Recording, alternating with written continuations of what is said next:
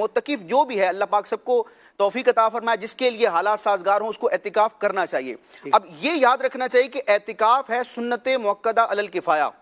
اور یہ اعتکاف ہوگا مسجد میں، اور مسجد کے آداب کا لحاظ رکھنا انتہائی ضروری ہے۔ کہیں ایسا نہ ہو کہ علم دین کی کمی کی وجہ سے، غفلت کی وجہ سے، یا مسجد میں آ کر بھی بعض برے دوستوں کی صحبت کی وجہ سے ہم ایسے کام کر بیٹھیں کہ جس کی وجہ سے مسجد کی بے ادبی ہو اور ہم معاذ اللہ گناہوں میں پڑ جائیں۔ اعتکاف کا معنی مفہوم اگر دیکھیں، شارح بخاری مفتی شریف الحق امجدی رحمۃ اللہ تعالی علیہ نے نزہۃ القاری میں جو اعتکاف کی ڈیفینیشن بیان کی وہ کیا ہے کہ تقرب الی اللہ، اللہ کا قرب پانے کے لیے مسجد میں ٹھہرنا، اسٹے کرنا، یہ ہے اعتکاف، یہ اس کی شرعی تعریف ہے۔ تو اب مسجد میں آیا ہوں میں قرب الہی پانے کے لیے، لیکن خدا نخواستہ وہاں غفلت کی وجہ سے، علم دین سے ناآشنائی کی وجہ سے، بری صحبت کی وجہ سے، کسی کے بہکانے کی وجہ سے اگر میں کوئی ناجائز کام کر جاتا ہوں، مسجد کی بے ادبی ہے، اس کے علاوہ اور بھی بہت سارے سے معاملات ہوتے ہیں جس کو لوگ جائز سمجھ کے کرتے ہیں۔ اب یعنی آپ مسجد کے احکام دیکھیں تو عام مقامات سے بالکل ہٹ کریں، یعنی ایک کام جو ایک عام گھر میں، ایک عام مکان میں بالکل جائز ہے، مسجد میں اس کی اجازت نہیں ہوگی۔ مثال کے طور پر مسجد میں کھانا پینا،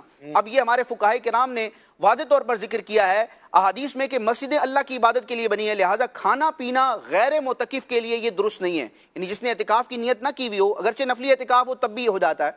اعتکاف کی نیت نہ کی ہوئی ہو تو کھانا پینا جائز نہیں ہوتا۔ اعتکاف کی نیت کر لی تو اب اس کی برکت سے کیا ہوگا، ضمناً اس کے لیے کھانا پینا سونا یہ سارے کام جائز ہو جائیں گے۔ نیت ذکر اللہ کے لیے، عبادت کے لیے کرے نا،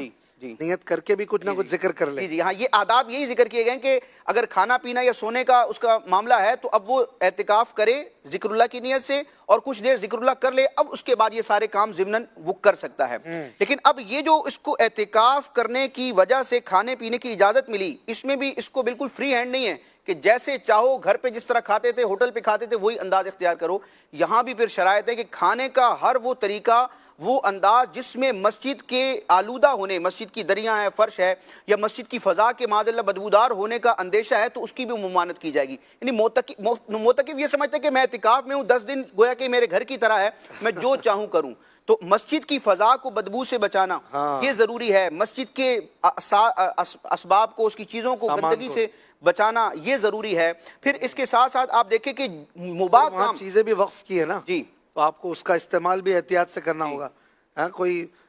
پانی کا استعمال ہو گیا، بجلی کا استعمال ہو گیا، یہ بھی آپ نے بڑے ادب اور احتیاط سے بالکل ضرورت کے مطابق۔ اب یہاں پتہ چلا معتکف سارے گئے ہوئے نماز پڑھنے اور پنکھے چل رہے خیموں کے، حجروں کے، ابھی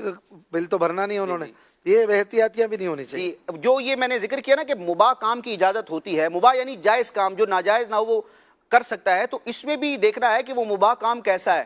بعض اوقات ایسا ہوتا ہے مباح کام کرتے کرتے غیر ضروری اور ناجائز کاموں میں بندہ مشغول ہو جاتا ہے۔ یعنی معتکف کے لیے فقہا نے یہ بیان کیا کہ وہ اعتکاف کی حالت میں مسجد کے اندر دنیاوی ضروری بات کر سکتا ہے اپنی حاجت کی، لیکن اس کا مطلب یہ نہیں ہے کہ ایک ایک گھنٹہ، دو گھنٹہ بیٹھ کر ٹائم پاس کرنے کے لیے، روزہ پاس کرنے کے لیے وہاں مسجد میں چوپال لگی ہے اور گفتگو چل رہی ہے، تو ان چیزوں سے بچنا ہے۔ پھر ایک عین مسجد، ایک فنائے مسجد، انشاءاللہ مفتی صاحب تشریف لائیں گے، وہ احکام بھی بیان کریں گے۔ اگرچہ معتکف کا